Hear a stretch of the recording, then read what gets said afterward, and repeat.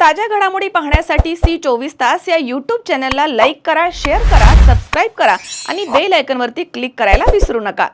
अहिल्यानगरकडे येताना राहुरी शनी शिंगणापूर फाट्यावरती निर्माण झालेल्या प्रचंड वाहतूक कोंडीमुळे काही काळ ही वाहतूक पूर्णपणे ठप्प झाली होती।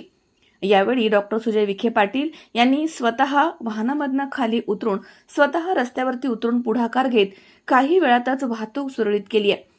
वाहतूक कोंडी परिस्थितीचा त्यांनी आढावा घेतला। महामार्गावरील अडथळे, सुरू असलेली रस्त्यांची कामं आणि अवजड वाहनांची वाढती संख्या यामुळे नागरिकांना मोठा त्रास सहन करावा लागत आहे असं त्यांनी प्रत्यक्ष पाहिलंय। कोंडीमध्ये अडकलेल्या प्रवाशांशी त्यांनी संवाद साधला। त्यांनी रोजच्या समस्यांची माहिती देखील घेतली। कार्यालयीन वेळेमध्ये होणारा विलंब, शाळा महाविद्यालयीन विद्यार्थ्यांना होणारा त्रास तसेच आपत्कालीन सेवांना अडथळा निर्माण होण्याबाबत नागरिकांनी चिंता व्यक्त केली आहे। यावेळी त्यांनी संबंधित अधिकाऱ्यांना तातडीनं पर्यायी मार्ग नियोजन आणि वाहतूक नियंत्रणाची काटेकोरपणे अंमलबजावणी करण्याचे निर्देश दिले आहेत।